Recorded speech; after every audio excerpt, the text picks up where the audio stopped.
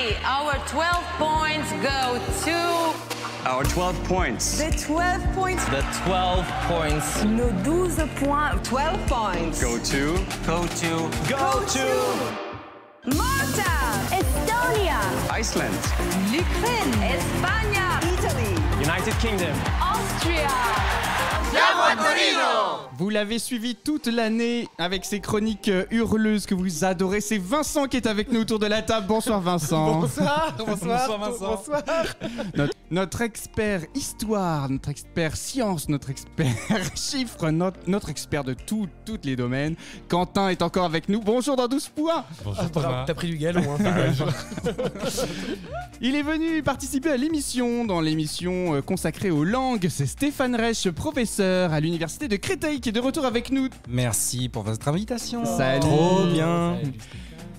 Il a participé avec nous à l'émission sur l'Eurovision est-elle ringarde, oui ou non. On retrouve Fabien Randan, journaliste culture et médias chez 20 minutes. Salut Fabien. Bonsoir tout le monde, merci pour l'invitation.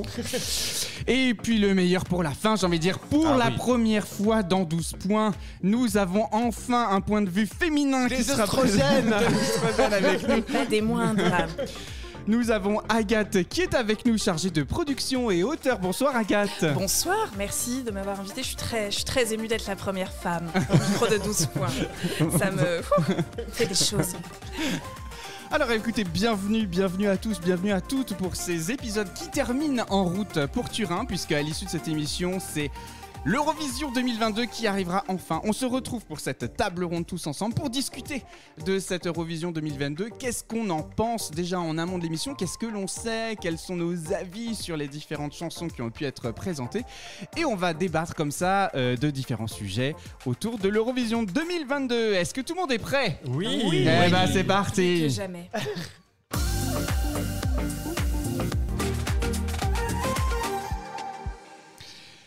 Alors c'est parti, je suis ravi les amis, je pense qu'on n'a jamais été aussi nombreux autour de cette table dans 12 points, on est 6 aujourd'hui, c'est très bizarre, j'ai du mal à vous regarder tous dans le blanc des yeux au moment où je vous adresse la parole, je dois vous dire.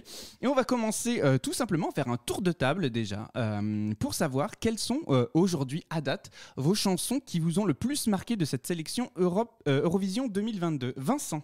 Oh bah moi, c'est pas sûr, il n'y a pas de surprise. Hein. Je veux dire, ça fait 2 épisodes que je le répète, même 3, je pense, en fait. Moi, c'est le UK, c'est Sam Ryder, c'est Spaceman. C'est ma favorite du concours, voilà.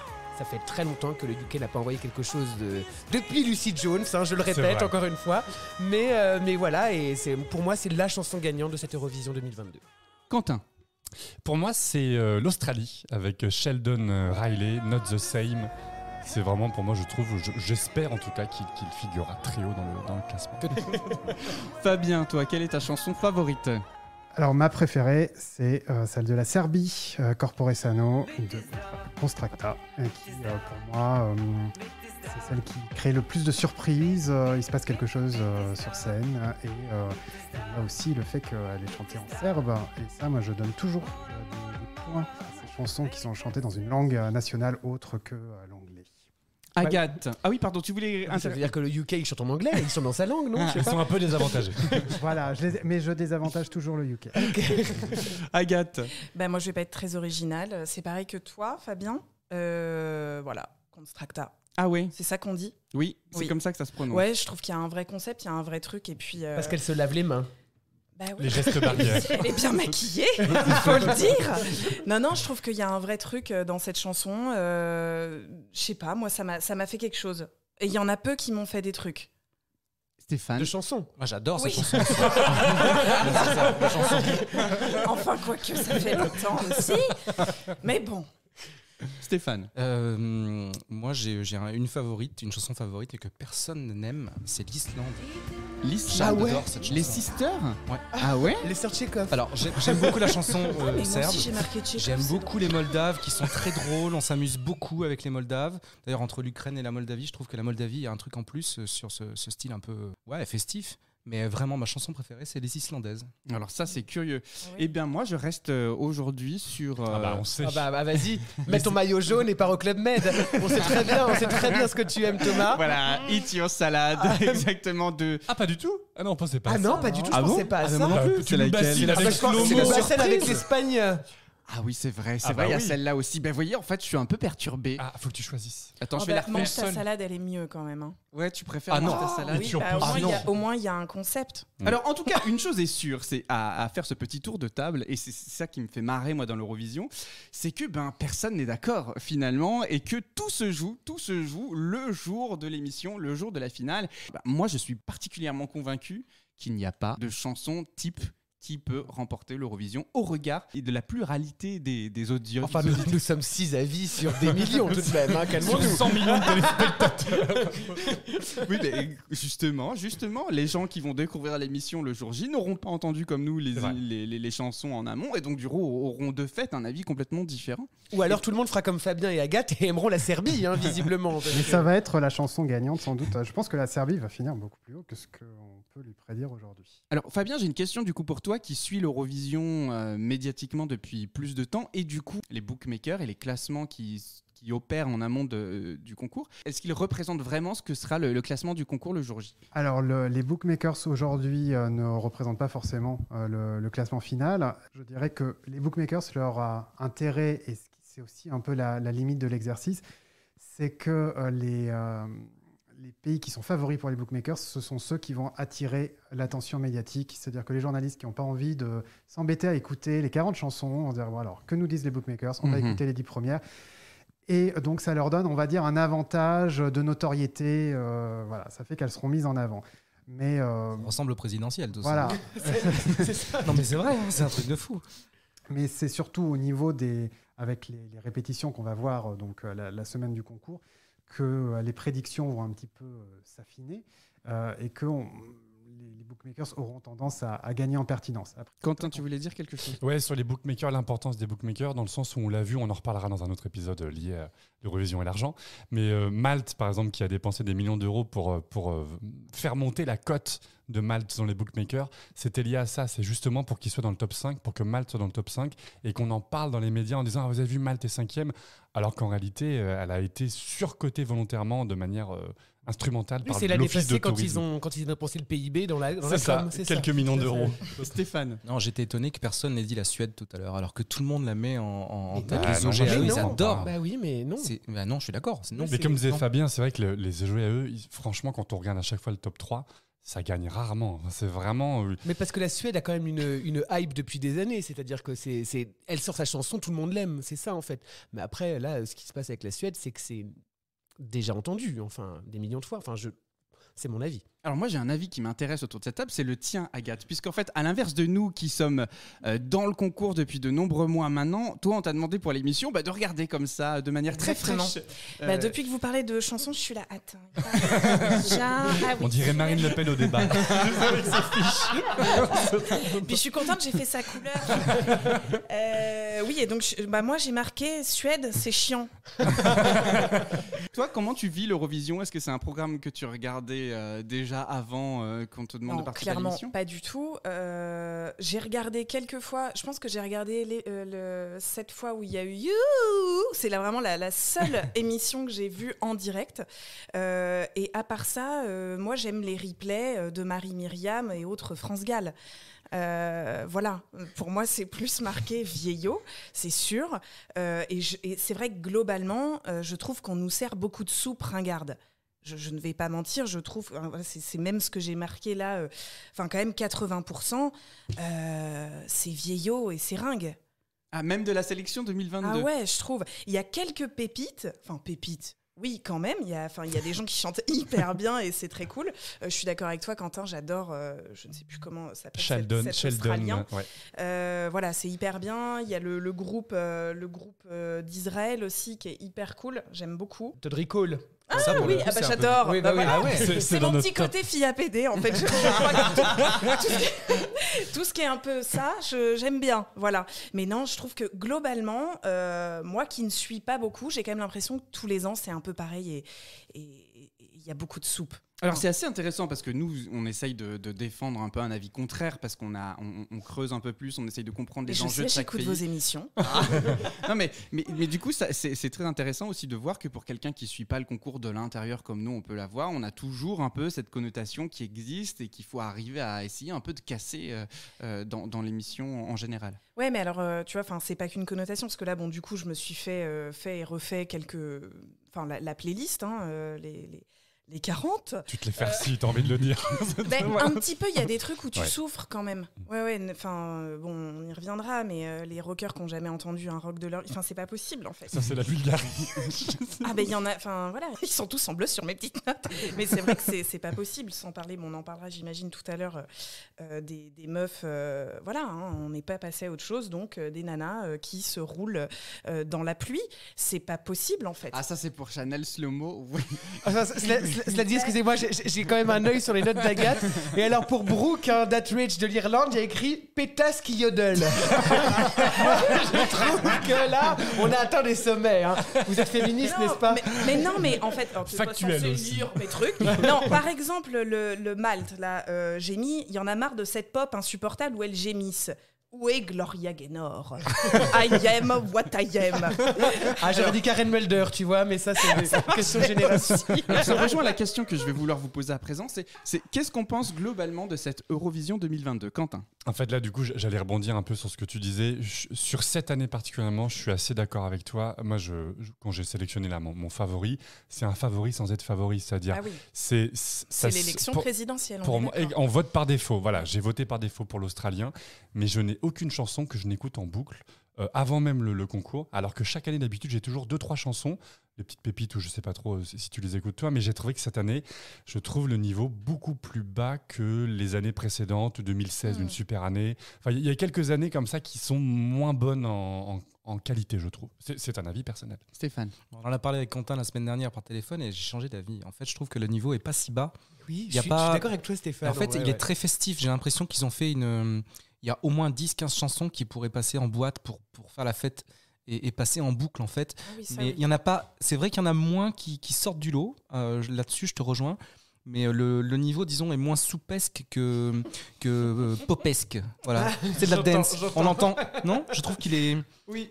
Fabien, ton avis? Moi, je suis aussi d'avis que... je pensais au départ, quand on a eu les premières chansons sélectionnées, je me disais, oulala, on va vers une année qui va être un peu difficile. Et en fait, je trouve qu'au global, il y a plutôt de bonnes propositions. Il y a des chansons... J'étais à Amsterdam à un concert pré-Eurovision et il y a des chansons qui... je me suis surpris, par exemple, effectivement, Malte, qui est une chanson qui m'insupporte en tant que telle. Et de la voir sur scène, j'ai passé un bon moment, j'avoue. Les Islandaises, ça m'a apaisé. Enfin, je me suis dit, tiens, il se passe un truc avec cette chanson que j'avais vraiment pas dans mon radar et qui, pour moi, était un peu un truc... un fond sonore un peu ennuyeux et tout, et de les voir sur scène au milieu de trucs très pop, très machin, je me dis, ça se démarque. Donc je pense que dans une configuration avec les demi-finales, puis la finale, il y a des choses qui vont émerger et il y a peut-être on va dire, soit c'est de l'ordre du charisme ou de la personnalité ou de la musicalité, des choses qui vont prendre un peu de relief. Mais voilà, donc j'ai changé d'avis au fur et à mesure des semaines. Et est-ce que c'est pas à force de les écouter en boucle? Parce que vous les écoutez, j'imagine, donc c'est comme... Alors, oui, je suis d'accord avec toi. Néanmoins, ta réflexion, elle est pertinente, puisqu'en fait, et c'est tout le propos de l'Eurovision 2022, qui est une émission en live, c'est-à-dire que tu viens de nous dire que ton avis a été transformé par la découverte de prestations live. Est-ce que tu peux nous raconter un peu les pré-parties, justement, Fabien, et notamment celles que tu as pu vivre à Amsterdam? Comment ça s'est passé? Quelle était l'effervescence autour de l'événement?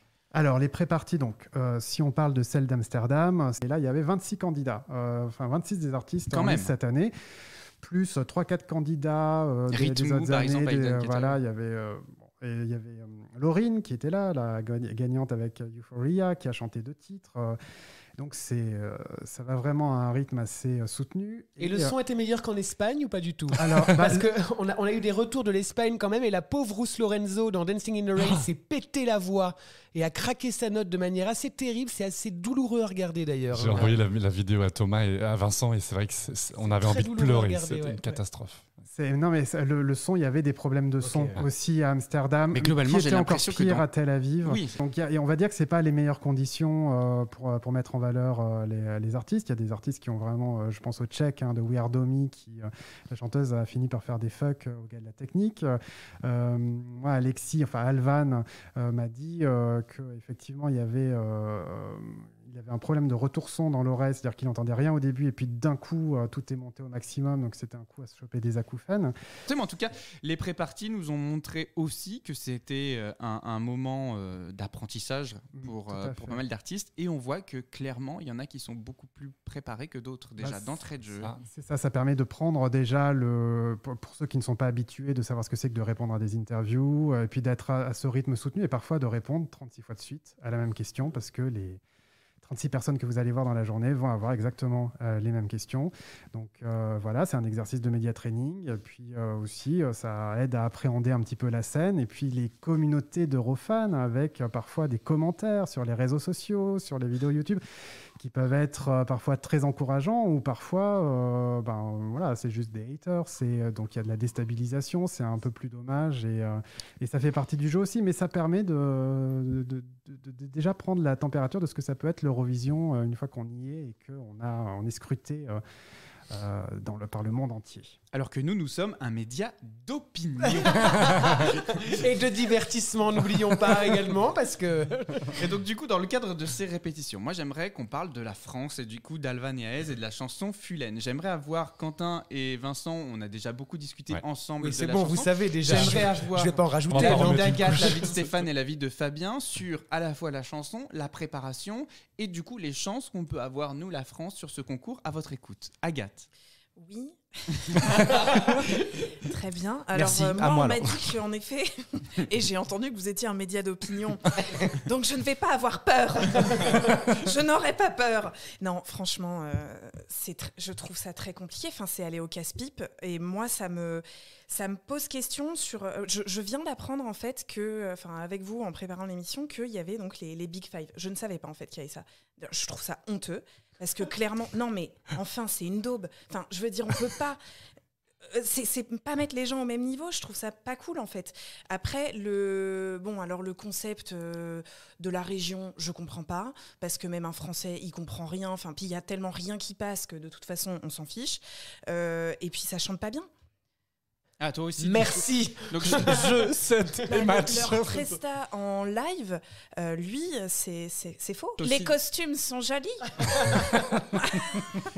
Et la chanson en elle-même, en version studio, ne te plaît pas plus que ça non plus ? Franchement, non.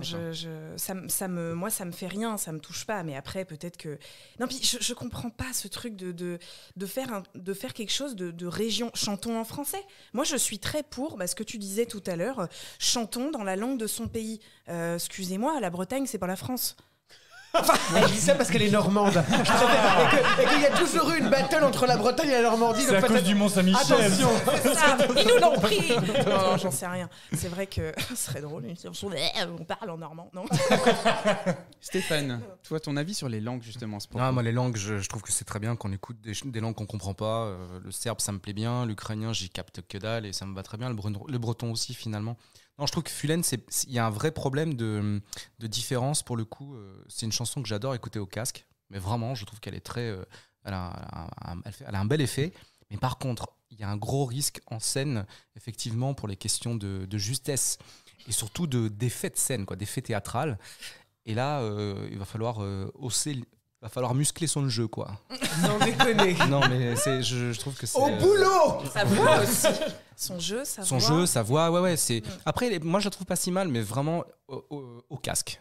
Pour le moment, c'est au casque. Je trouve ça dur, moi. Fabien, sur les pré-parties, les préparations d'Alvan et Aez. Sur leur préparation, effectivement, ils ont eu des pré-parties compliquées. Il y a eu des problèmes de son, notamment. Ils n'étaient pas toujours tous les quatre non plus.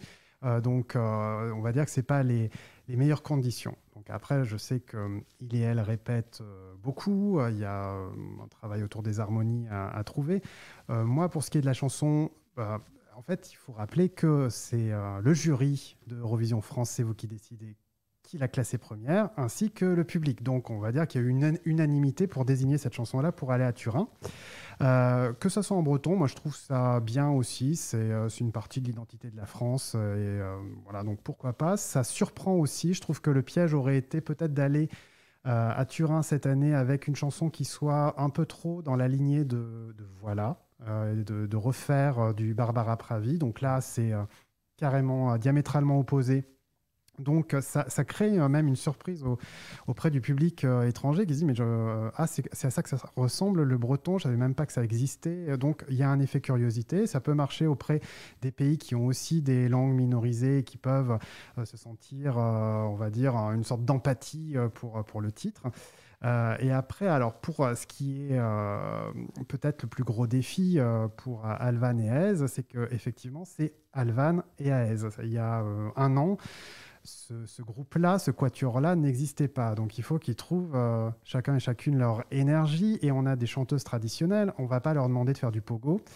Et on a un mec qui fait de l'électro, qui, lui, est beaucoup plus dans quelque chose de très, on va dire, démonstratif. Il saute sur scène et voilà, il s'en amuse aussi. Et donc, il faut essayer de faire en sorte que ça soit cohérent. Et c'est pour ça que la scénographie, et notamment la réalisation qui va être choisie, va être décisive pour équilibrer ces énergies-là, ces flux-là, etc. Et effectivement, tout le truc, ça va être de trouver l'harmonie pour que les voix féminines et la voix d'Alvan qui est parfois qui se laisse déborder, j'ai l'impression. Très brut. En fait, c'est très brut.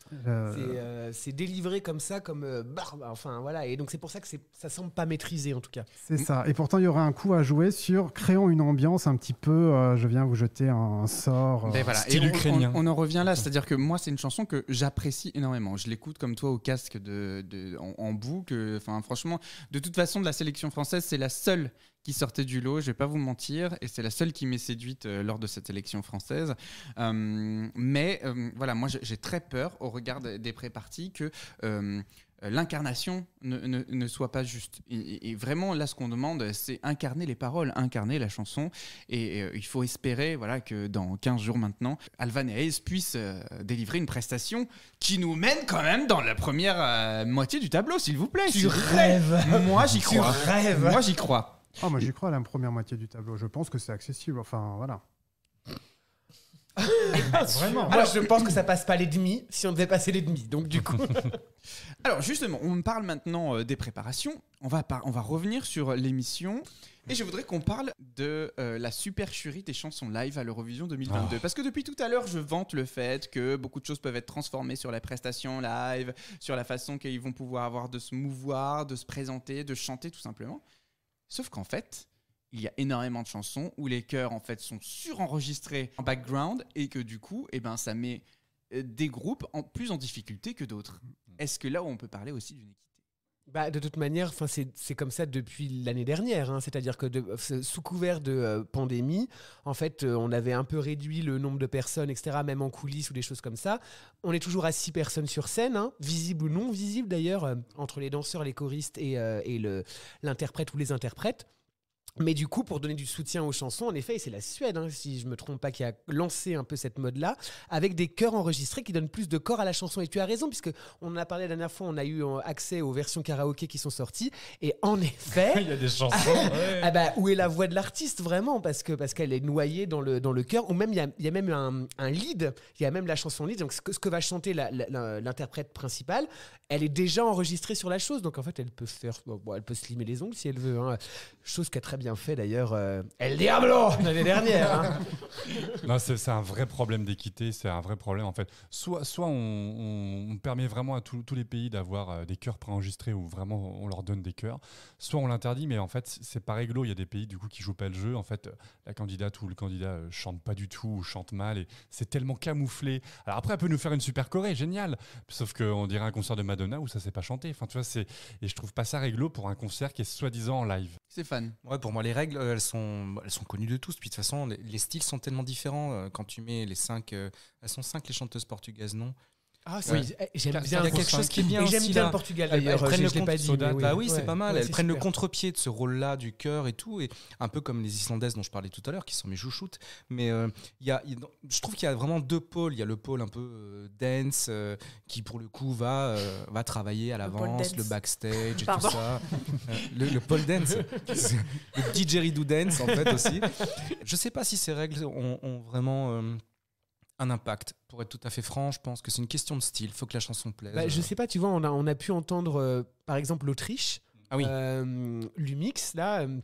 C'est-à-dire, elle ne va jamais chanter cette femme. Ouais, Finalement. non, c'est ça. Mais Ouais. tant mieux. Parce que On l'a vu chanter en live. Ah non, je l'ai pas vu chanter en live. Ah bah, donc c'est ok, pas beau. d'accord. Ouais. Mais ça fait un trou après sur scène, c'est-à-dire que les gens se rendent compte de ce vide-là. Et je pense que du coup, ça plaît moins.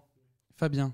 Bah, il y a aussi le fait que les instruments ne sont pas joués live non plus. Je pense qu'il y a beaucoup de gens qui ne le savent pas auprès du grand public. Et je pense qu'il y a aussi l'Italie l'an dernier qui a gagné. Peut-être que les gens se disaient, ce groupe-là, Maneskin, ils sont vraiment en train de jouer de la guitare, de la batterie, d'y aller à fond. Et je pense que ça crée aussi une fausse impression. Ça devrait être écrit à un endroit que la musique, enfin que les instruments ne sont pas joués live. Enfin, je crois qu'il faut le rappeler et dire, essayez de vous concentrer sur la voix, voilà, pour faire votre choix. On le dit, Alvan ne jouera pas du ukulélé électrique, hein, qu'il le lâche à un moment donné. Eh bien écoutez, merci pour cette première partie. On enchaîne tout de suite avec la première chronique de l'émission qui est connue de tous. Il s'agit de... C'est l'instant. You. Elodie, L'instant. You. l'instant. You. C'est l'instant. You. j'ai Gossuin. peur.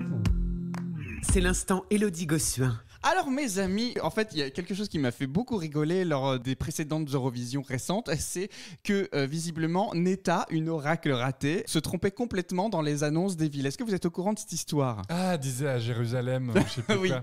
Alors je vais vous faire écouter ce passage parce que franchement ça me fait assez rire. Donc à chaque fois que Netta prend la parole, elle se gourde de ville.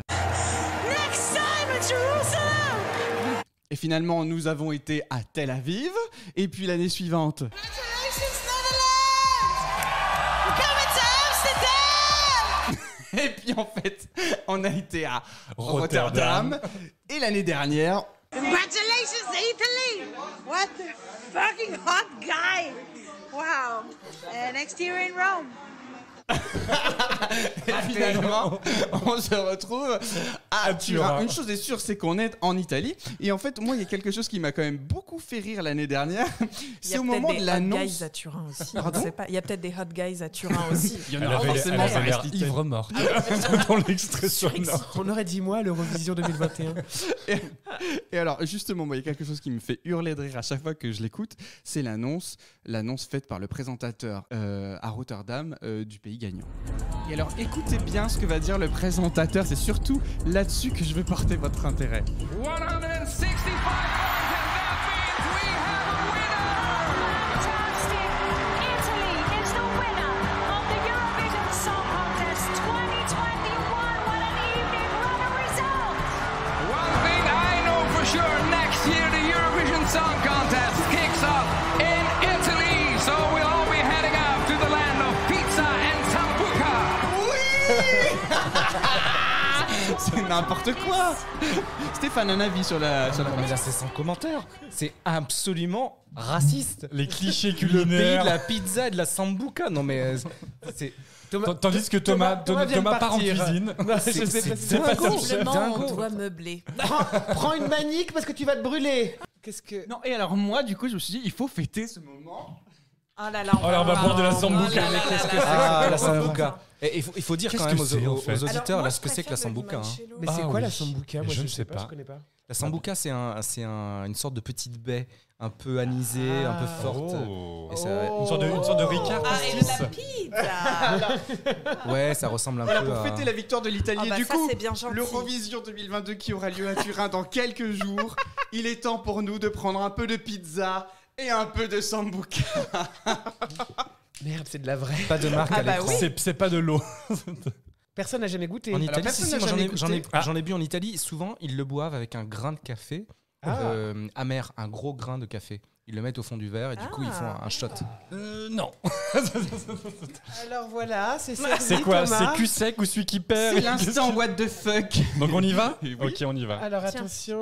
Tiens, il y en a moins. Il y en a moins là. Merci. Il y en a moins. Un petit, oui, un petit. Oh là là, mon Dieu. Oh la vache. Ah non, mais moi j'aime pas l'anis. Oh, j'adore, c'est du Ricard. J'aime beaucoup. Ça sent le Ricard. Il Ça sent paraît que ça l'anis. fait du bien à l'estomac pour ceux Cul sec, hein. On est Oui, ça d'accord. tombe bien pour ceux qui perdent. Ça sent les sucettes à l'anis. Ah, j'adore. Ah bah voilà. Et à la vôtre. alors. On y va? Allez, on y va. Bon bah c'était très bon. Ah, c'est dégueulasse. Ah la vache. Alors, moi, j'adore.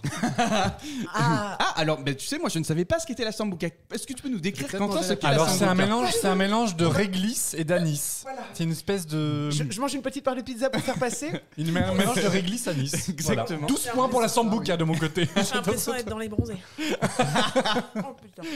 J'ai l'impression d'être en Erasmus là. Je suis ravi de vous avoir apporté un petit bout d'Italie ce soir. On passe à la suite. C'est ça ton dit what the fuck. Exagère. Un billet interactif. Ouais, merci. La pizza elle fait du bien. Vraiment, j'adore. L'Eurovision 2022, il va falloir quand même on en parle. Elle va être assez particulière, notamment au rapport au plus grand conflit actuellement. Du coup, c'est qui pour ça que règne tu sur le prends un air territoire. grave sur ta tête. T'es pas obligé. Hein. J'avais C'est pas besoin de grave. boire Juste avant après la qu'on parle. sambuca. Deux salles, deux ambiances. Mais c'est ça, 12 points. C'est les contrastes. Et donc, du coup, j'aimerais qu'on évoque ensemble le cas de la Russie qui a été évincée dans un premier temps, et ensuite l'Ukraine qui est présente sur le concours. Et est-ce que l'Ukraine peut remporter le concours? Alors déjà, discutons de la Russie. Est-ce que c'est une bonne ou une mauvaise chose qu'on l'ait évincée du concours? Alors, à titre personnel, je n'ai pas vraiment d'opinion sur le sujet, si ce n'est qu'on a évincé du coup le média, hein, vous vous souvenez, le média public qui est membre de l'Union européenne de radio-télévision. Et il semblerait qu'effectivement, ce média-là en Russie a couvert la guerre en Ukraine de manière, déjà en ne l'appelant pas une guerre, premièrement, et en reprenant les éléments de langage et de propagande de Vladimir Poutine. Donc effectivement, il semblerait qu'ils aient absolument pas respecté les réglementations, à savoir qu'il faut que ça soit un média d'opinion publique, un média public qui respecte les codes du journalisme et du délibéré et des positions adverses, enfin des oppositions ou autres. Et effectivement, ça semblait être clairement un écho de la propagande. Donc de ce point de vue-là, c'est justifié, ouais. Au-delà de ça, en 2015-2014, quand la Russie annexe la Crimée, déjà ça crée des troubles au sein même de l'émission en live. Donc je pense qu'ils ont clairement aussi voulu éviter et se protéger de ça. Alors il y a ça, mais il y a aussi le fait que l'Ukraine a lancé une vendetta, en fait, enfin, le télédiffuseur ukrainien a lancé un ultimatum à l'Union européenne de radio-télévision en disant, et ça a été rejoint par d'autres pays, je crois 5 ou 6 pays au total, c'était si vous n'évincez pas la Russie, on n'y va pas. On boycotte l'Union européenne de radio-télévision. Fabien, tu veux dire quelque chose? Oui, de toute façon, ça aurait été intenable d'avoir la Russie à l'Eurovision cette année. Enfin, on se serait retrouvé, si on allons-y, faisant participer la Russie. Je ne sais même pas, j'imagine même pas le truc, quoi. Enfin, c'est puisque le but aussi de l'Eurovision et plutôt de l'exclusion de la Russie, en fait, que la Russie soit exclue de l'Eurovision, du concours Eurovision de la chanson, ça fait partie de sa mise au banc de la scène internationale, quoi. Donc, c'était pas jouable d'avoir sur place les deux pays qui participent en bonne entente. Enfin, ça aurait été complètement absurde, ce côté donnons-nous la main, la chanson dépasse, la musique apaise les mœurs, etc. Non, c'était... Quelque chose qu'on peut saluer tout de même, c'est que ça a été le premier programme international à refuser la Russie du coup dans son organisation. Toutes les compétitions sportives ont remis beaucoup plus de temps pour prendre ce genre de décision. Et d'ailleurs, personne n'en a parlé. C'est-à-dire qu'on a parlé de la Coupe du Monde, mais on n'a pas parlé de l'Eurovision. Si, le Monde, les journaux, France Info. Oui, mais très peu. C'est-à-dire qu'en fait, tout le monde s'est extasié devant bravo d'avoir viré la Russie de la Coupe du Monde. Et oui, enfin l'Eurovision aussi, mais tout le monde s'en fout. Oui, mais les enjeux financiers sont beaucoup plus importants pour les grosses compétitions. Oui, et puis les sanctions économiques. Je te crois. Agathe, tu voulais non, mais c'est vrai qu'on n'en a pas du tout entendu parler. Moi, pareil, avant de préparer, enfin, évidemment, je me suis doutée, puis je me disais la même chose que toi, Fabien. On n'aurait jamais imaginé la Russie. Ça aurait été ça aurait fait un scandale de toute façon. Surtout que sa participation est de fait compliquée depuis de nombreuses années. On l'a encore vu à l'Eurovision Junior où malheureusement la pauvre fille, une fois qu'elle arrive sur scène, se fait huer même à Paris. Enfin, c'était un pays quand même qui était dans une situation très compliquée. Mais du coup, l'Ukraine, elle, est présente aujourd'hui avec son groupe que tu as eu la chance d'interviewer, Fabien, qui est là comme Jamala aussi en forte présence médiatique et diffusion d'un message de paix, etc. etc. Est-ce que ça va biaiser le concours ? J'ai bien peur C'est possible. Que le public, C'est en possible. tout cas, par un vote d'empathie ou un vote de support émotionnel, je ne sais pas comment qualifier ça, mais on peut supposer qu'il y aura un survote du public. Les jurys, probablement pas, parce qu'ils sont censés être plus objectifs. Mais il est possible que le public vote un peu plus pour l'Ukraine. Agathe ? Ah oui, oui, je pense que clairement ça va influer. Enfin, c'est obligatoire. Et en même temps, ce serait peut-être beau aussi. Après, un petit soutien. Après, la chanson, vous l'aimez, hein, vous Moi, deux, Thomas, j'adore. Moi, je la et trouve, Quentin, mais moi, je la parce trouve que très bonne. Elle est très ethnique avec ce petit flutio là. Absolument. Mais, terrible ouais. quand même. moi, j'aime pas. Moi, j'aime Après, bien. voilà. C'est folklorique, j'aime bien. Mais il y a le côté aussi des voilà, bookmakers. on hein. s'en fout, quoi. Il y a les bookmakers qui les classent. Pour le moment, l'Ukraine est classée première des bookmakers. Ah ouais. Stéphane, je te vois faire la moue sur l'Ukraine. Non, je trouve que vraiment, j'aime beaucoup l'Ukraine, hein, mais cette chanson est très, très moyenne. À côté Oui. de la Moldavie, justement, je trouve que la Moldavie leur met une belle race. Mais la Moldavie, c'est quand même hyper folklorique. La Moldavie, c'est pas possible. Ouais, ouais, moi, mais j'avoue, j'ai du mal. C'est plus Facebook, abouti, c'est plus abouti, c'est plus drôle, c'est C'est c'est un- circassien. c'est- J'avoue, j'ai du mal. Moi, j'aime pas. Moi, j'ai noté que la Moldavie, c'était les Bratislava Boys. C'est tout à fait ça. Franchement, il y a quelque chose. Oui, Non, c'est ça, sur l'Ukraine. Moi, le truc, quand on parlait de voir les chansons en live, moi, c'était pareil. Je pensais pas au début à une possibilité de la victoire de l'Ukraine. Parce que je me disais, les gens, de toute façon, quand ils vont faire leur top 10, s'ils n'aiment pas la chanson, ils vont pas se dire, quand même, on va voter pour ce pays en guise de soutien. Ça fait un peu léger. Donc après, il y aura peut-être aussi des personnes. Hein. Mahmoud, quand il a fait son concert au Bataclan il y a quelques jours, il a dit, l'Italie ne pourra pas gagner 2 années de suite, c'est pas possible, mais votez pour l'Ukraine, ils en ont besoin. Bon. Enfin, je schématise un petit peu ses propos. Bref, il y a ça. Et le truc, c'est en fait de les voir à Amsterdam sur scène. Moi, j'ai été pris par l'émotion et je pense qu'on m'aurait dit tiens, un boîtier de vote, j'aurais mis des points à l'Ukraine, quoi. Donc, je pense que tout va dépendre pour l'Ukraine de ce qui peut se passer d'ici à la finale du concours. Je pense que leur qualification en finale est assurée. Mais après, moi, c'est une chanson que je trouve plutôt bonne. Là où ça pêche, c'est la partie rap qui, pour moi, casse un petit peu tout. Oui. Mais toute la partie folklore, je trouve ça vraiment génial, quoi. Stéphane. Stéphane qui n'est pas très friand de rap, hein, j'ai l'impression. Non, j'adore le rap. J'ai juste fait un geste, effectivement. C'est la partie rap, elle est vraiment à revoir. Moi, le moment qui va, je pense, le plus m'émouvoir lors de l'Eurovision 2022, C'est pas, Blidi. non, c'est pas tant. Non, pour rester sur l'Ukraine, c'est pas tant le moment où ils vont venir réaliser leurs prestations. C'est le moment où en fait, on va appeler la ville. On ne sait pas si ça va être Kiev, on ne sait pas si ça va être Lviv, on ne sait pas encore quelle ville sera appelée à l'Eurovision 2022 pour remettre ses points.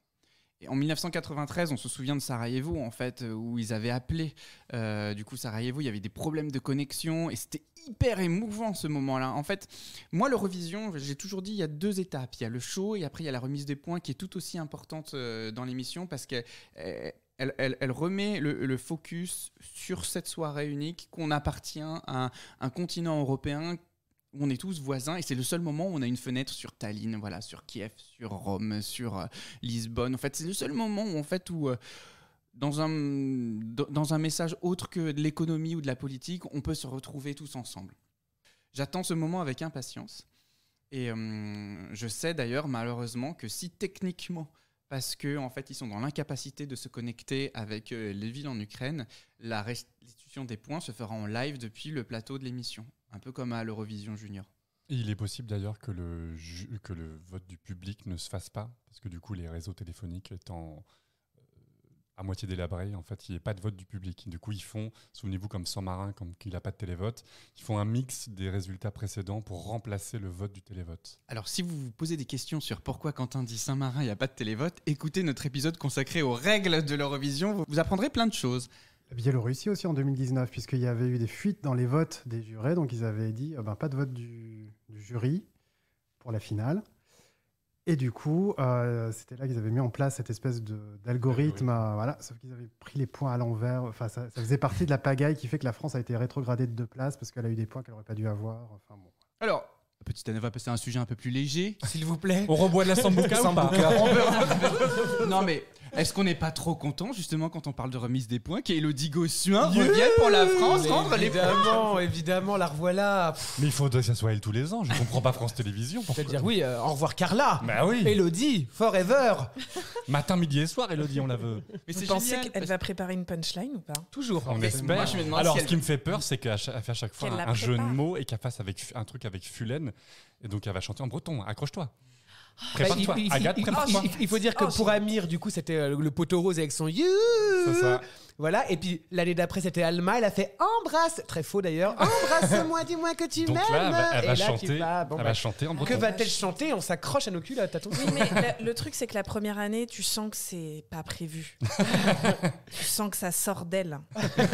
Et qu'elle ne s'entend On pas. voit d'ailleurs qu'elle bouge de manière Oui. frénétique. De manière gênante. De manière gênante. Et moi, je trouve ça super qu'il la remette sur le devant de la scène et que surtout, elle s'en amuse. Parce qu'au début, elle le dit quand même, elle en a un peu souffert. Maintenant, elle s'en amuse. Au contraire, ça la sert dans sa carrière audiovisuelle, quelque part. Ah bah, elle est adorée par les fans étrangers qui, je pense que les gens connaissent Catherine Deneuve de la France et Élodie Gossuin. Voilà. Allez demander en Espagne, en Moldavie, de citer 3 Françaises connues. Il y a Élodie Gossuin dans le lot. Ah la vache.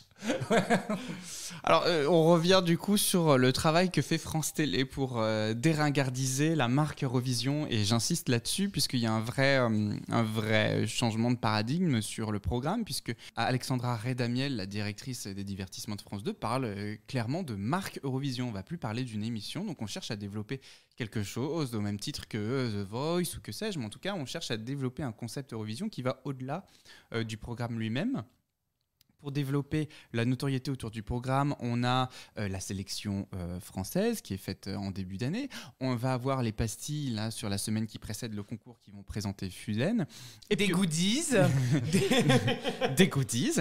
Et puis on a aussi la diffusion sur la chaîne Culture Box des 2 demi-finales. Donc on a tout un schéma qui se met en place pour arriver quand même à redévelopper la notoriété du programme et essayer de lui faire perdre en ringardise. Agathe, toi qui du coup vois ça un peu de très loin, à l'inverse de nous, qu'est-ce que tu penses de la marque Eurovision et est-ce que tu penses qu'au regard de ce qu'on vient d'évoquer, c'est quelque chose qui peut, dans l'esprit français, être transformé ou c'est cuit d'avance? Alors, pour moi, c'est mort, hein, mais après...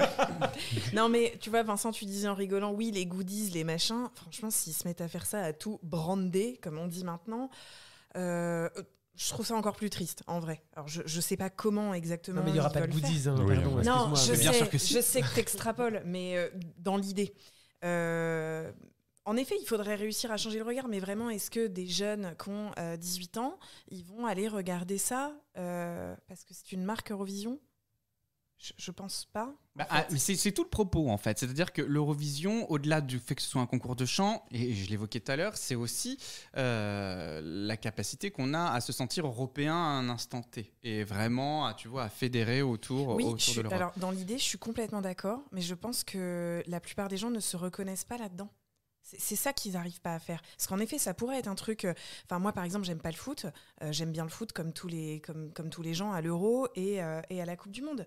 Moi, je me sens jamais aussi française et européenne qu'à ce moment-là. Mais tu chantes la Marseillaise devant une Bien pince. sûr, en pleurant.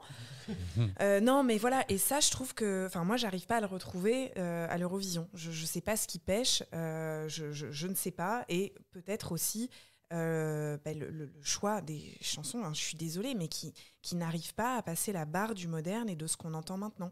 La plupart des trucs, je trouve que... je l'ai marqué plein de fois sur ma feuille. Back to the 90s, ça a 30 ans. C'est beaucoup. Je trouve que ça revient beaucoup. Quentin, tu voulais dire... Fabien, pardon, tu voulais dire quelque chose? Oui, non, sur la marque Eurovision en France et surtout sur comment fédérer le public de France Télévisions autour de ça, je pense que justement, il y a des choses à faire en prenant des risques un petit peu. En Allemagne, ils font des émissions avec des panels, avec un panel de téléspectateurs, un panel d'experts, etc. Ils regardent les clips des chansons, c'est sur 4 ou 5 soirées, ils donnent des notes, etc. Donc c'est ce genre de choses qui permet de préparer. Je ne sais pas si c'est diffusé sur une grande chaîne, si c'est uniquement destiné à la troisième partie de soirée ou quelque chose comme ça. Mais en fait, j'ai l'impression qu'en France, on reste bloqué sur l'Eurovision. C'est Marie-Myriam et ABBA a gagné avec Waterloo. Est-ce que vous êtes tous au courant? Et Céline Dion aussi. Voilà. Et il y aurait de quoi faire une émission de divertissement, de jeu qui permettrait de à la fois réunir des gens qui connaissent le concours et des gens qui sont là juste pour écouter des chansons, rigoler, écouter un quiz, ce genre de choses. Donc je pense que le concept reste à trouver. Et sur le sujet de la ringardise, il y a quelque chose qui est nouveau cette année, c'est que TikTok qui est le principal partenaire. Et là où je pense que c'est pas si anodin que ça, c'est que les 2 dernières chansons gagnantes, donc Arcade et Ziti e Buoni, sont 2 chansons qui ont cartonné sur TikTok et qui doivent aussi en grande partie leur popularité à ce réseau social-là. Et la vraie question, c'est aussi le média linéaire, c'est-à-dire que la télévision n'est plus un média que la jeunesse regarde. Et en allant chercher ce partenariat là avec TikTok, clairement, c'est réintéresser une génération qui est passée complètement à côté. Là où nous, quand on était gosses, on regardait l'Eurovision avec nos parents à la télé. C'est comment on intéresse cette génération-là pour lui donner de l'aura. Et puis après aussi, le dernier point que je soulèverais par rapport au développement de cette marque, c'est le succès. C'est-à-dire que effectivement, on a toujours cette idée de ringardise du programme, mais de plus en plus quand même, ça reste une... Alors, il y a 44, ça peut monter jusqu'à 44 chansons. Donc, je ne dis pas que les 44 chansons sont des tubes, mais souvent, ils sortent de l'Eurovision de chaque année 2, 3, 4 chansons. C'est quand même jusqu'à 10% de la proposition, donc c'est quand même pas mal, qu'on entend sur les ondes et qui restent des années comme Duncan Lawrence, comme Maneskin, qui aujourd'hui font des tournées de stade international. Oui, je sais, mais c'est un argument de taille pour prouver que le programme, en fait, arrive aussi à dénicher encore aujourd'hui de nombreux talents et mérite, au-delà de l'aspect ringard qu'il véhicule, mais parce que je pense que c'est l'offre aussi qui fait ça, parce que c'est 44 chansons et que forcément, 44 chansons, il n'y a pas 44 propositions extraordinaires. Et la chanson de l'Autriche de cette année, Allo, de Lumix, passe sur énergie. Enfin, Oui. je ne sais pas à quel rythme de rotation, etc. Mais ça, je pense que c'est rarissime. Enfin, qu'une chanson, avant qu'elle soit présentée à l'Eurovision, tourne déjà en radio dans un pays qui n'est pas le sien. C'est voilà. Pour la c'est plus pas grande banal. joie de Quentin, on peut le lire sur son visage, vraiment. Je hais cette chanson. Alors, Non, oui, j'avais Stéphane. 2 trucs à dire là-dessus. La première, c'est que c'est pas la France qui a disons, pris l'initiative de faire de l'Eurovision une marque. C'est une marque depuis longtemps et surtout depuis 10 ans. Et ils ont juste pris le pli il y a quelques années. Et du coup, ils ont un peu comme The Voice, qui est une marque qui engrange de l'argent, qui est planétaire. Et du coup, ils ont pris ils ont pris le créneau qui existait déjà. Ils ont accepté de le prendre. D'ailleurs, c'est pas rien qu'elle Delphine Ernotte, qu'elle soit présidente de l'UER en ce moment. Disons qu'il y a un peu un alignement des planètes qui est assez rigolo. Après, sur la ringardise, je voulais juste dire une chose. Je trouve en fait, c'est pas vraiment que l'Eurovision qui peut être ringarde, c'est surtout en France, dire qu'on aime regarder un spectacle de chansons, c'était très ringard, ça l'est un peu moins depuis The Voice et ce genre de programme, et ça l'est un peu moins dans certains pays, la Suède, l'Angleterre, l'Allemagne, on a une culture du c'est chant en Allemagne, culturel. mais même en Italie, une semaine de concours de chant national, ça n'existe pas en France. Donc ce qui est ringard, c'est d'accepter, d'oser dire qu'on écoute la chanson à la télé et à la radio, accessoirement, mais ça le devient de moins en moins. Et de la Je pense chanson que ça va populaire. changer. Pardon ? De la chanson catégorisée Et de comme la chanson populaire, grand qui va, public. exactement, qui va de la disco dance à la country, à la chanson bretonne. Donc tu as tout à fait raison. Dernier point que je voudrais aborder avant qu'on passe à une chronique qui m'est chère, c'est la place de l'anglais dans l'Eurovision 2022. Moi, je suis profondément surpris au regard du tiercé gagnant, enfin même du quintet gagnant, Omar Sharif, de l'année dernière, où en fait on avait des pays qui chantaient globalement dans leur langue nationale.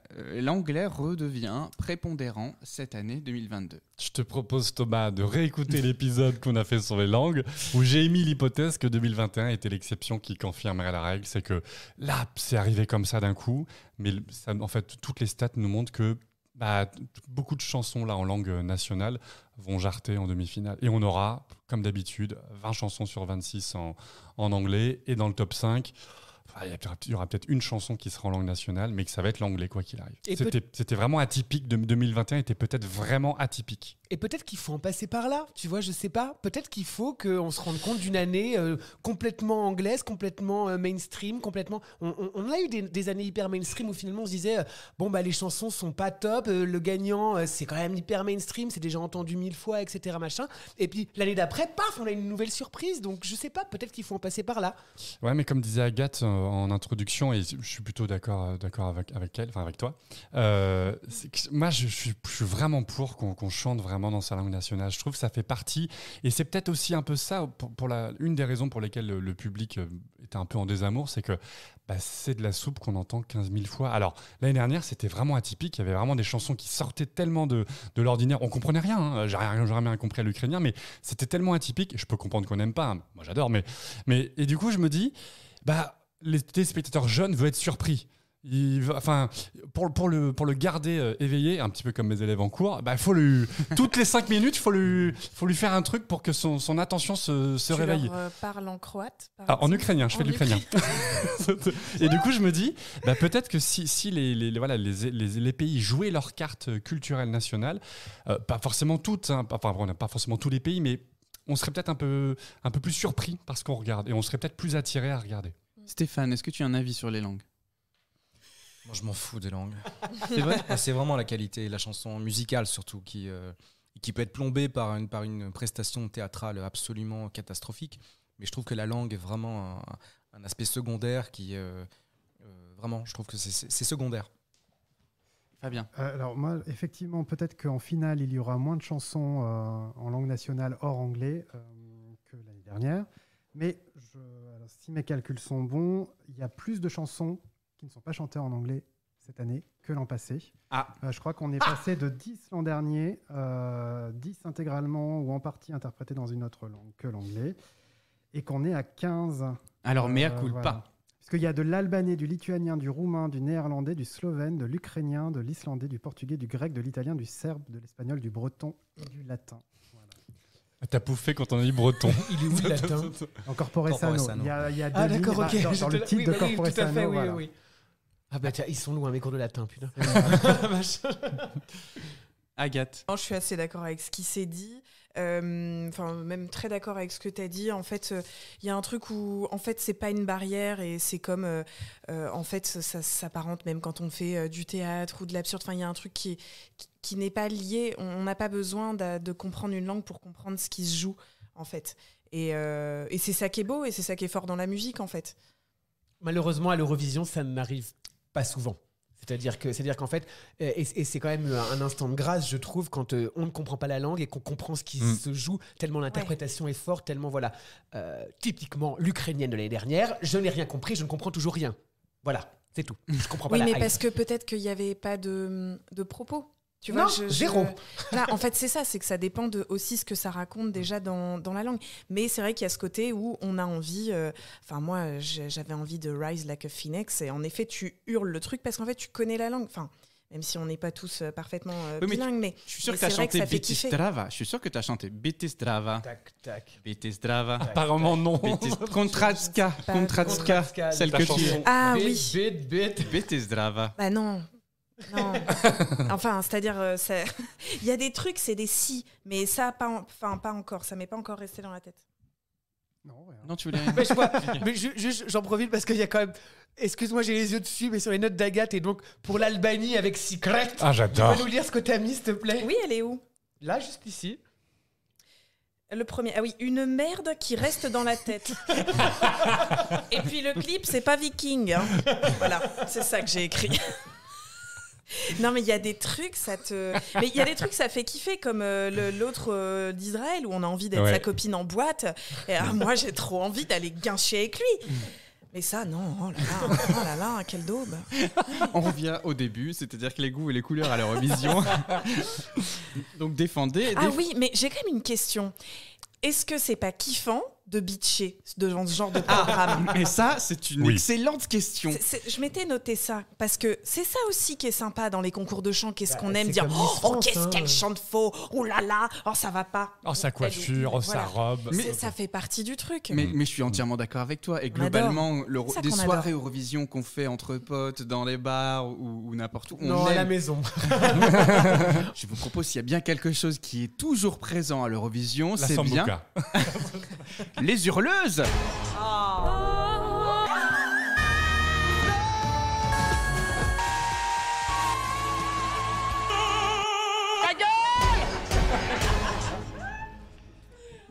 Eh ben mon cochon, vous vous rendez compte? Non vraiment, vous vous rendez compte? Déjà une année de plus passée et nous voilà aux portes de cette nouvelle édition de l'Eurovision. Et celle-ci, elle a une saveur toute particulière puisque c'est la première édition de l'Eurovision couverte par le meilleur podcast en la matière. J'ai nommé 12 points, bien sûr. Non, je pleure pas, ce sont les allergies, d'accord? Voilà, j'ai tant donné au cours de ces derniers mois pour ce podcast.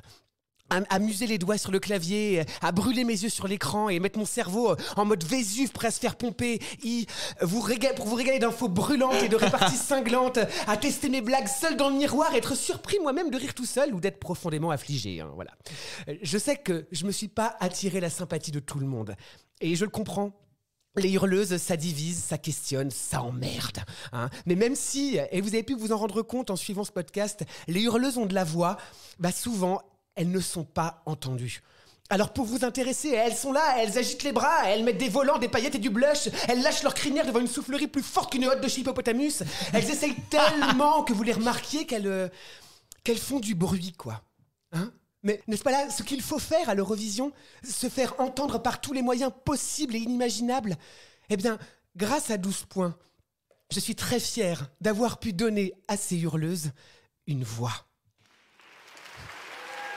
Merci. Bravo. Merci. Vincent, je t'aime. Je sais pas qui t'aime, mais moi je t'aime aussi. T'es le meilleur, Dis putain. pas ça devant les autres parce qu'ils vont être jaloux après. Poil, Vincent. À toi d'abord. Voilà, merci. J'ai dit merci. Merci. Voilà. Et à la veille du lancement de l'Eurovision 2022, j'aimerais qu'on donne une dernière fois plus que jamais une voix à toutes ces hurleuses de l'Eurovision. C'est pour ça, chers auditeurs et auditrices, chers collègues et chers invités, que je vous invite aujourd'hui au Hurleuse Song Contest.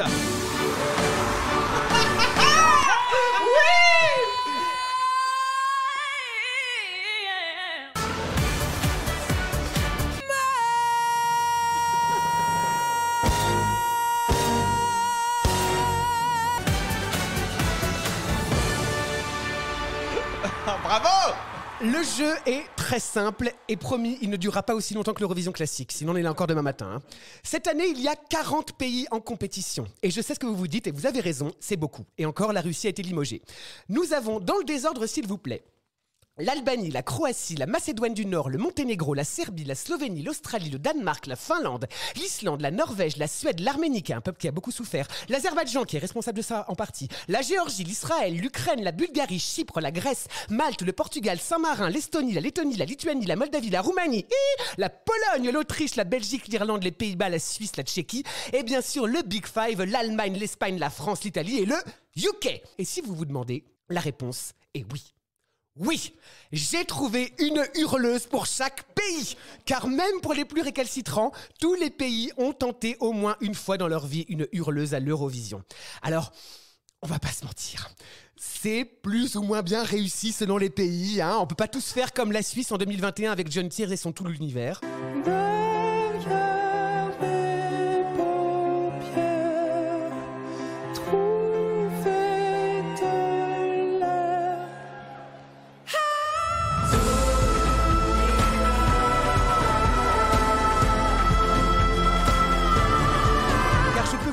Que certaines prestations, ou juste notes, hein, sont inaudibles, comme l'Ukraine en 2006 avec Tina Karol et son Show Me Your Love.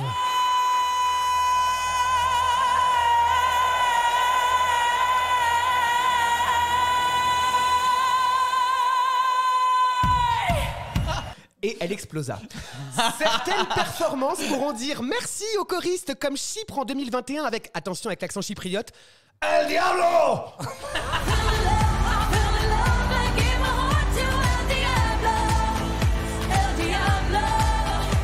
chante là? Elle chante? Ah bon, d'accord. Ou bien... Oh, allez, j'ose. Hein? Qu'est-ce que vous en dites? Je balance? Allez.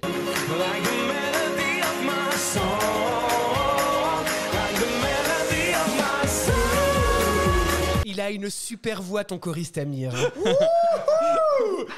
Ce qui m'amène à une superbe transition, puisque comme Amir, j'ai cherché une hurleuse allemande, et pour faire plaisir à Quentin... Don't you try to hide it, sister.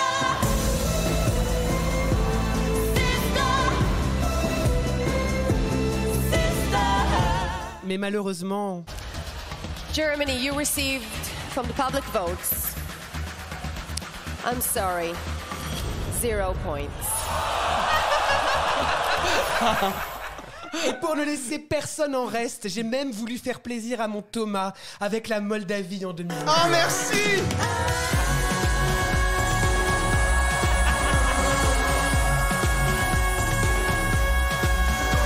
Que j'aurais pu sournoisement remplacer par une alarme de la caserne des pompiers les premiers mercredis du mois à midi. Cela dit, ça ne vaut pas la prestation la plus what the fuck qui m'était donné de voir avec Elnur et Samir et leur Day After Day pour l'Azerbaïdjan à l'Eurovision 2018.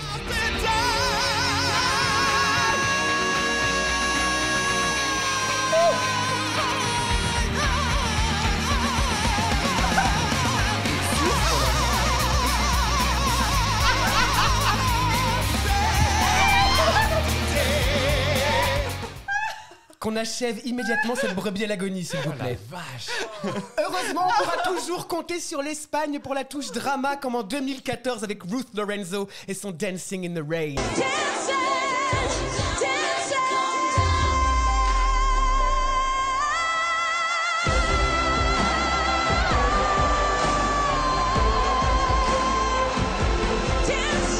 Bien sûr, les Ojin en 2017. Mais oui, vous savez, ces 3 sœurs venues des Pays-Bas tout en harmonie et en robe chirurgicale.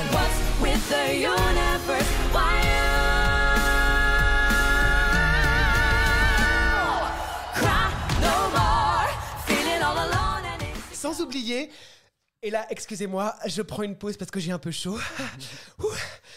Mes grands vikings danois de 2018 à qui j'assiguerais bien le Darakar de la proue à la poupe.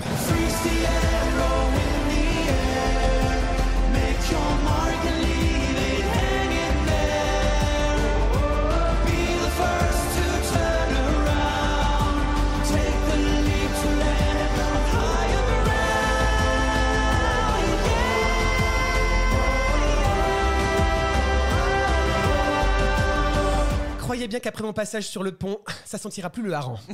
Bref, tout ça, mes amis, vous l'aurez compris, c'est comme le dirait le UK en 2019, ou la jeune mariée le soir de sa nuit de noces. It's bigger than everything we see.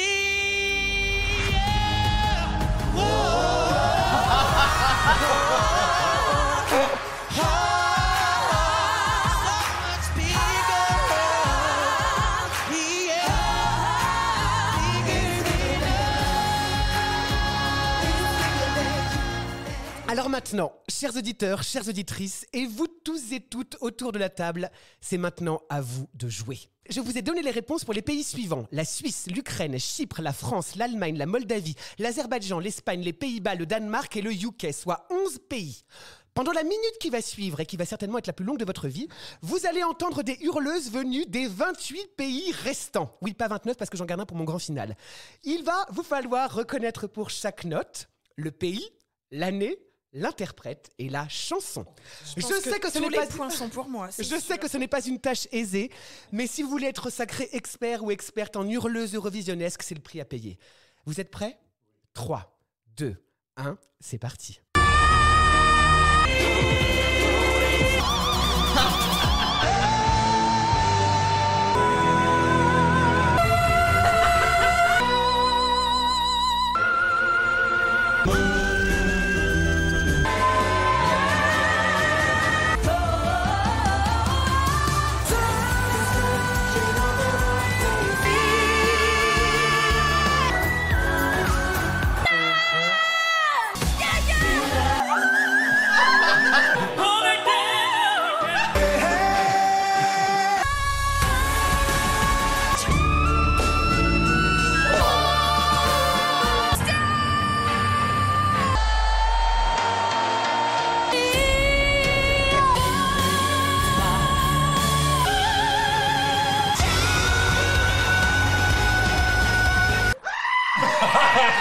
Je me laisserai jamais le secret de chèvre. En conclusion, mes chers amis, que pouvons-nous dire de tout ça à présent que notre tête est farcie de hurlements, de cris et d'alarmes? Comment j'ai qualifié tout ça déjà? De bruit. Ouais, du bruit. Un bruit qui peut être fait avec plus ou moins d'intelligence. Un bruit qui sonne, un bruit qui tonne, un bruit qui agace, qui dérange, qu'on aime et qu'on déteste. Mais n'est-ce pas là toute l'essence même du bruit?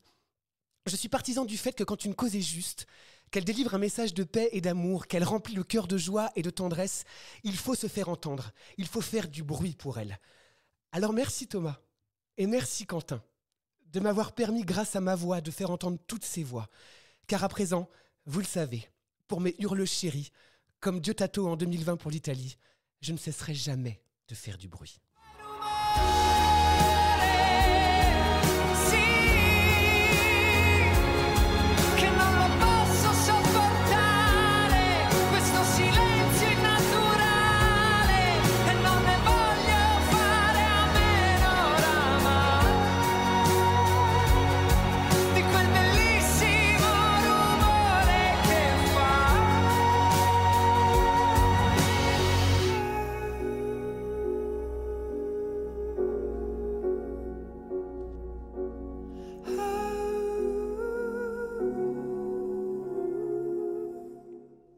Eh ben merci Vincent, Bravo, Vincent.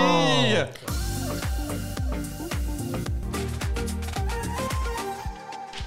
Merci encore pour cette chronique Vincent, des plus émouvantes parce que c'est ta dernière de la saison. C'est bon. Je veux pas balancer, mais ils sont à moitié en train de pleurer. Non, pas du tout. J'ai reconnu une roumaine avec un piano rond. Exactement, bien sûr. Moi, je croyais qu'il fallait donner les réponses tout de suite, c'est pour ça moi j'étais hyper. Bah oui, moi aussi j'étais dans le jeu, j'étais là, je vais tout gagner. C'est évident. C'est mon moment. Mais là, moi où je me surprends, c'est qu'en fait j'en ai reconnu plus d'une. oui. J'en ai Parce que reconnu tu aimes plus ça, d'une. en fait, les hurleuses. Moi j'avoue, j'aime ça. Moi tu sais, j'ai été bercé par les hurleuses. Alors écoutez, avant qu'on ne se quitte la fin de cette émission, j'aimerais qu'on se dise comment on se sent à quelques jours de l'Eurovision 2022. Maintenant que nous on en a parlé pendant une année Je suis complète. un peu ballonné. Est-ce que comment est-ce qu'on se Je sent? ne me Est-ce que sens pas très fraîche. est-ce que c'est un show qu'on attend de voir? Est-ce que c'est un show D'accord, j'avais pas compris.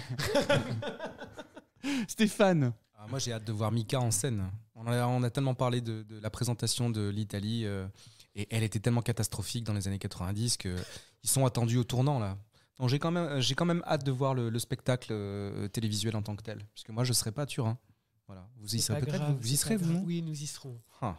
Quentin?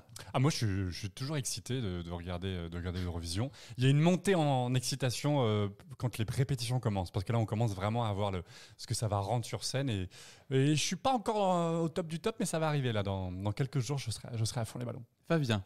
J'ai moi aussi hâte d'y être. Et en même temps, je commence déjà à être en dépression post-Eurovision en me disant c'est bientôt fini. Déjà. La finale approche. Donc voilà, il y a toujours, c'est des sentiments mitigé, mais toujours cette envie d'en profiter vraiment au maximum, quoi. Voilà, parce qu'on a besoin de ça, de cette petite semaine musicale qui nous permet un peu de se changer les idées et de penser à autre chose. En tout cas, si tu veux parler d'Eurovision en dehors du mois de mai, tu seras toujours le bienvenu dans 12 points.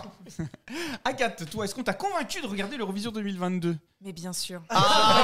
C'est déjà une belle non, victoire. mais en vrai, je vais regarder pour savoir si mes chouchous ils vont gagner. J'ai un petit peu l'impression d'être dans un concours de où on a envie de dire ah, je le savais. Voilà, et j'espère. Misaki t'aime. Voilà. Je l'avais dit. Non, mais par contre, non, franchement, je pense qu'il y a des gens qui peuvent gagner dans ce que j'ai mis. Oui, j'y crois. J'espère surtout que l'Espagne... Fabien dit de loin circonspect. J'espère surtout que l'Espagne n'ira pas. Je trouverais ça scandaleux. Alors là, dis pas ça à Thomas. Mais je sais, j'ai écouté. Moi, j'ai écrit le pompon. Voilà. Vincent? Moi, je suis déjà très excité depuis de nombreux mois, depuis que la playlist est sortie et en fait que j'écoute et que je réécoute et en passant certaines choses évidemment. Mais oui, non, mais c'est toujours un moment que j'aime, en tout cas. Et c'est vrai, comme tu disais, Fabien, j'ai aussi la petite dépression post-Eurovision. C'est ridicule, je sais, dit comme ça. Mais, et après, ça se transforme en l'attente de « Ah, ça y est, ça repart. Là, décembre, on sait que ça va arriver, les chansons vont arriver. » Et moi, je suis hyper content à chaque fois. Donc, voilà.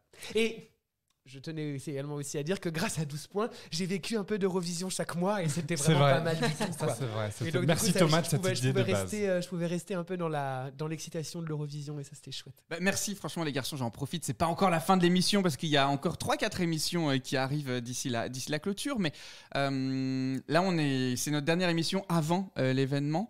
Je sais pas encore si on fera une couverture live, on verra comment les choses se passent, si on boit, si on fait la fête, si on a le temps d'enregistrer des émissions. La première question qui vient, c'est si on boit. Qui brûle un peu de sambuca. Première nouvelle. Donc voilà, merci beaucoup. Mais on ne peut pas se quitter, vous savez, la tradition d'une émission 12 points canon, comme on aime à la dire, c'est de se finir avec le jeu des 12 points. C'est de se finir comment on va se finir comme on peut. On va pas se finir en public déjà. Excité finalement, Thomas. C'est l'Erasmus à se finir. Tu la laisses. Il va falloir que je mette un Peggy 18 sur ce programme. Alors, Stéphane, Fabien, Agathe, je vous rappelle le principe. Vincent, Quentin et moi allons à notre tour défendre une chanson en 1 minute 30. Alors. Et à votre tour, il faudra que vous donniez 12 points à l'un de nous trois. Et puis ensuite, d'autres points compris entre 1 et 10. Les deux autres compris entre 1 et 10. Voilà. Comme à l'Eurovision. Ok, exactement. Parfait. Ah, on donne des points aux 3 chansons cette Oui, fois-ci. finalement, on a changé. Ah bon, bah, très bien. Pour l'épisode spécial. Première nouvelle. On est beaucoup, ça fera beaucoup de points. D'accord. Alors, qui veut commencer ? Bah vas-y Thomas. Vous êtes sûr ? Allez Thomas, Allez. c'est parti. Alors, On sait ce que c'est. Ah oui. c'est pas sûr. Ah, il a changé ? Là, il faut dire que aussi les chansons que nous avons choisies sont les chansons de l'Eurovision 2022. Oui, c'était le thème, c'était la thématique. C'est Oui. dans la thématique. Alors, je vais vous demander de fermer les yeux. En fait, je vais vous demander à tous de fermer les yeux. L'ASMR. Voilà. Donc je vous demande de fermer les yeux et de vous plonger dans le noir. Nous sommes dans une grotte. Une femme s'y réfugie et s'accroche à la vie. Elle est ici piégée par un éboulement et commence légèrement à suffoquer, l'oxygène s'y faisant de plus en plus rare. Accompagnée de la flamme d'un cierge qui l'aide encore à tenir bon, cette lumière reste toutefois sa seule lueur, son seul rapport à la vie. La flamme vacille, l'air s'amenuise, les parois de la grotte disparaissent. À 3, je vais vous demander de prendre une grande inspiration et de bloquer votre respiration et ne la relâcher que lorsque je vous le dirai. 1, 2, 3. La flamme s'est éteinte faute d'oxygène. La femme suffoque. Elle n'arrive plus à respirer. L'orage qui s'abat dehors redouble alors d'intensité. La peur gagne la femme qui se tient la gorge, une larme glissant sur sa joue. Mais c'est alors que la foudre frappa la grotte et son entrée dans un fracas inouï. Une brèche s'ouvrit alors provoquant un tourbillon d'aspiration, emportant la femme vers cette liberté. Vous pouvez respirer. C'est la vie qui revient en vous. C'est le plaisir de retrouver l'essentiel. La femme pleure, mais son visage confond ses larmes aux gouttes de pluie qui ruissellent sur ses joues. Elle est vivante, elle est heureuse. Respirer, c'est la liberté qui nous est offerte. Respirer, c'est ressentir la communion de la nature et des éléments en nous-mêmes. Respirer, c'est le titre de la chanson de Vladana qui représente cette année le Monténégro, et c'est le symbole de l'espoir face à l'impardonnable. Une métaphore pour tous ces gens terrés face au bombardement qui ne rêvent à leur tour que d'une seule chose, être libre de respirer. Et voilà. Ça rend pas la chanson meilleure, mais... Ah oui, donc on peut pas la T'as attendu réécouter, 10 excusez-moi, moi, je les épisodes. connais pas par cœur. C'est quoi Monténégro? Mais après, tu voteras pour celle qui t'a convaincu D'accord, le plus. très bien. Pas très forcément bien. par rapport à tes notes, mais Oui, plus je par sais, rapport à la mais quand même. description. J'ai bien compris. Alors, Quentin ou Vincent ? Quentin. Bon bah d'accord. Je clôture. Ça marche.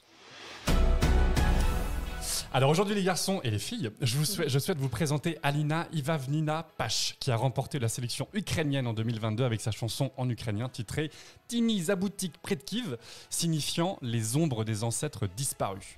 Alors malheureusement, Alina Pash ne mettra jamais les pieds à Turin pour défendre les couleurs de son pays à l'Eurovision 2022. Après sa victoire sans équivoque d'Alina lors de la sélection ukrainienne, une polémique se déclenche en Ukraine. Alina se serait rendue en Crimée après l'annexion par la Russie, et ce sans autorisation des autorités des autorités ukrainiennes. Car rappelons-le, depuis l'annexion russe de la Crimée en 2014, les citoyens ukrainiens ne peuvent pas se rendre en Crimée sous peine de sanctions, sauf s'ils passent par la frontière ukrainienne et avec accord des autorités du pays. Souvenez-vous d'ailleurs de Marouv en 2019 qui avait subi le même sort en se faisant sèchement virer de ce rôle de candidate ukrainienne pour l'Eurovision à Tel Aviv, exactement pour les mêmes raisons. Lors de la victoire d'Alina du 12 février 2022 dans la sélection ukrainienne, le contexte politique et géopolitique entre la Russie et l'Ukraine est déjà extrêmement tendu. Les Américains annonçaient déjà une invasion imminente des troupes russes. Alina a tenté de se défendre en expliquant qu'elle était ukrainienne et qu'elle défendait la langue, l'identité et la culture de son pays, mais la pression médiatico-politique était trop forte et elle décide le 16 février de se retirer du concours. Mais parlons un petit peu de la chanson. Les ombres des ancêtres disparus. Vous vous en doutez, on va pas sauter de joie à l'écoute de cette chanson, mais il y a clairement ici un écho à la chanson de 1944 de Jamala qui a remporté le concours en 2016. Musicalement, il y a un lien car c'est une sorte de power ballade avec des instrumentations folkloriques, et ça d'ailleurs à l'Eurovision, j'adore. Le message des paroles surtout résonne terriblement depuis la guerre déclenchée du 24 avril 2022. Alina chante en 3 minutes l'histoire de l'Ukraine depuis des siècles, les difficultés que ce peuple a eues face aux envahisseurs pour préserver sa langue, sa culture, son folklore et ses traditions. Au final, vous l'aurez bien compris, aujourd'hui si je défends Alina et je vous demande que nous diffusions cette chanson, ce n'est pas uniquement pour ses qualités intrinsèques, que personnellement j'aime beaucoup, mais c'est plutôt pour essayer de compenser une injustice qu'a subie Alina de devoir se retirer du concours pour une règle absurde et profondément injuste. Alors voilà les amis, votons pour Alina, votons pour l'Ukraine, votons pour ce titre très poétique, Les ombres de nos ancêtres disparus. Bravo. On est dans l'émotion. Oui, hein. on finit cet enregistrement de manière très festive. Merde. Bon bah j'arrive alors. Hein.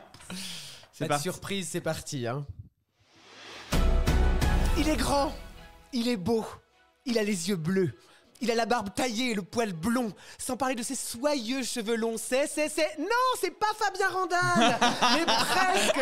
C'est bien sûr Sam Ryder, le représentant de cette année pour le UK. Non seulement ce type irradie tellement il est lumineux, mais surtout, qu'est-ce qu'il chante bien. Avec sa voix puissante et rock, il nous emmène dans son vaisseau spatial pour traverser toute une supernova d'émotions comme depuis longtemps le UK ne nous en avait pas gratifié. Alors, on sait encore rien de la mise en scène, des costumes ou de son chignon, mais ce qu'on connaît, c'est la chanson. Spaceman, c'est un peu une balade pop-rock toute droit sortie des années 80, où quand la voix de Mercury rencontre le son de Bowie. C'est enveloppant, c'est puissant, c'est émouvant, c'est tout ce que les rockers british peuvent faire de plus british, quoi. Hein. Alors, avec sa voix de tête, Sam Ryder nous propulse à des milliers de kilomètres dans la stratosphère, alors que sa voix pleine et éraillée nous ancre bien sur Terre. C'est évidemment superbement écrit et il nous parle de son envie d'isolement, de prendre de la hauteur et de s'envoler dans l'espace pour être le maître de son propre univers. Cette chanson, c'est un délire, c'est un voyage qui nous fait visiter des contrées inconnues pour nous rendre compte que seul, on n'est pas grand-chose et que ce qui importe réellement est souvent juste à côté de nous. Je vous le dis, ce garçon, il est spécial, il a quelque chose en plus et si vous ne me croyez pas, allez donc découvrir son EP, Érection capillaire obligée. En conclusion, montez avec Samy et moi dans le cockpit direction la grande finale de l'Eurovision, car qui sait, c'est peut-être dans la Voie lactée qu'il décrochera le précieux trophée. Oh, bravo, bravo, bravo. Et bien maintenant, il va falloir trancher. Oh, mais on n'a pas du tout il envie va de vous falloir départager. voter 12 points à l'un d'entre nous et des points aux deux autres. Nous avons 10 secondes, c'est parti. Non, mais moi, j'ai pas envie de faire ça. On peut pas mettre 12 à chacun? On n'est pas à l'école des fans. Eh bien, c'est parti, on va restituer nos points et je vous propose, comme d'habitude, tourner autour de la table. Stéphane! On va donner quelques points à l'Ukraine. Juste pour le principe, on va donner 3 points à l'Ukraine. Et puis 4 pour le Monténégro. La chanson, elle m'a pas... 4 Non mais t'es sévère! Elle m'a Mais pas juste. emballé, Par contre, notre ami aux cheveux longs, oui, il chante très bien. Et il a ses chances. Allez, 12 points. Bravo! 12 points pour Sam Ryder. Quentin, tu ne donnes que 2 scores. Eh ben oui. Alors je donne mes 12 points effectivement aussi au Royaume-Uni avec Sam Ryder. Allez! Et je donne 6 points au Monténégro. Mais 6 points, c'est que dalle! Bah ouais, moi C'est à peine la moyenne. C'est la moyenne. Fabien. Eh bien, moi, je donne 6 points également au Monténégro. Parce que j'ai failli mourir, hein. Je suis asthmatique. Donc, là, si on me demande d'arrêter de respirer pendant 45 secondes, je suis proche du décès, par exemple. C'est vrai que j'avais oublié j'ai cru que tu avais oublié de nous dire qu'on pouvait respirer. Mais non, mais le texte était très joli, très beau. Je pensais que tu allais nous sortir Chanel de sa grotte. Mais non, parce que j'étais agréablement surpris. J'ai cru que c'était Secret. Moi j'attendais le cri des Bretons là. Bon, non, C'est vrai qu'on aurait pu. Oui, mais je me suis dit non, je vais surprendre. Donc Vu 6 le points clip, pour le oui. Monténégro. Voilà, je donne 8 points au Royaume-Uni. Ah, Voilà, quand parce que, même. effectivement, j'espère que le Royaume-Uni en recevra plus cette année, mais c'est plus de points que le Royaume-Uni a reçu l'an dernier. Donc voilà, c'est déjà bien. Et donc mes 12 points pour Alina Page, parce qu'effectivement, je pense que c'est une chanson qui aurait pu même gagner en dehors du contexte géopolitique, tout ça, et effectivement, elle aurait eu toute sa place à Turin. Agathe.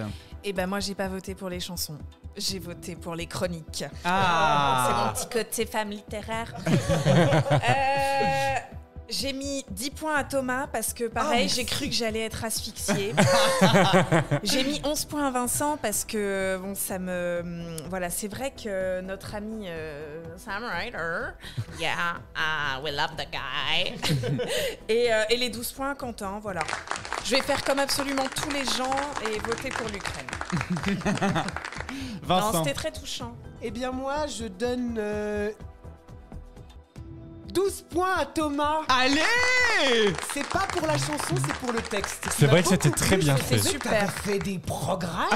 Merci. Dis donc, en un an de 12 points, t'as affûté ta plume. Il faut travailler. Vraiment, hein. Alors bravo Thomas pour tes 12 points. Merci. Et Quentin, je te mets 8 points. Voilà, j'aime pas la chanson. Mais j'aime pas la chanson. Donc voilà. Et alors moi en fait je ne connais pas la chanson, du coup je veux la découvrir. J'ai donné 12 points à Alina. Merci. Ça va être Et Vincent en fait j'ai mis 10 points parce que Sam Ryder j'aime quand même beaucoup et tu me l'as fait découvrir. Et voilà, du coup si on a la part. Alors que nous donnent les totos? Maître Nadjar. Alors juste pour le total, on va switcher 2 notes d'Agathe puisque on Parce n'a que pas cette précisé. idiote ne regarde vraiment jamais l'Eurovision. Ton 10 devient un 8 et le 11 devient un 10. 24, 34, 44, 44 et 8. 52. Eh ben, c'est Vincent qui remporte. Bravo Sam Ryder. On se quitte donc avec Sam Ryder qui interprète Spaceman, les amis IE. Merci à tous, merci à toutes d'avoir participé à cette émission. Merci à vous. C'était très cool. Merci à vous qui nous écoutez. On se retrouve du coup très vite à Turin. Un dernier épisode d'En route pour Turin sera diffusé ce vendredi et il s'agit de notre interview exclusive d'Alvan et Aez et leur interprétation en acoustique de Fulen qu'on vous invite du coup à découvrir. Merci encore une fois à tous. On espère que 12 points vous plaît et on vous demande s'il vous plaît de partager 12 points autour de vous pour nous aider à gagner en notoriété, à nous suivre comme d'habitude, à nous mettre des commentaires sur Apple Podcast, à nous mettre des étoiles sur Spotify ou sur Apple Podcast. On est présent sur Instagram, sur Twitter évidemment. Pour le reste, nous je vous propose qu'on se resserve un petit verre de sambuca. Allez. Oh si. Ah si. Et puis, Agathe de la Sambuca. et puis Finalement non. et puis j'espère à très vite tout le monde. Bonne soirée. bientôt. Merci Stéphane, merci Fabien, merci Agathe. Merci à vous. Et bonne Merci, les Eurovision à garçons. tout le monde. T'as pas dit bonsoir cette fois-ci. Si, ça je l'ai dit. If I was an astronaut, I'd be floating in midair, and a broken heart would just belong to someone else down there. I would be the center of my lonely universe, but I'm only human, and I'm crashing down to earth. I'm up in space. Up in space.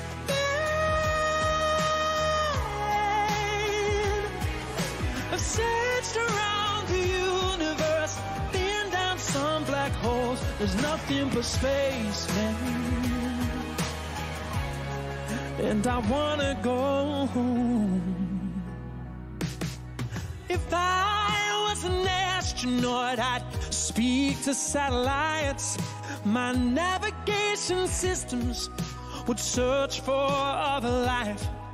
But I'd be up and thinking about what I left behind. 'Cause I'm only human with the real world on my mind. I'm up in space, man. Up in space, man. I've searched around the universe, been down some black holes. There's nothing but space, man. And I wanna go home. Gravity keeps pulling me down. As long as you're on the ground, I'll stick around. I'll stick around. I'll stick around. I'm up in space, man. Up in space, man. I searched around the universe, been down some black holes. There's nothing but space, man. No.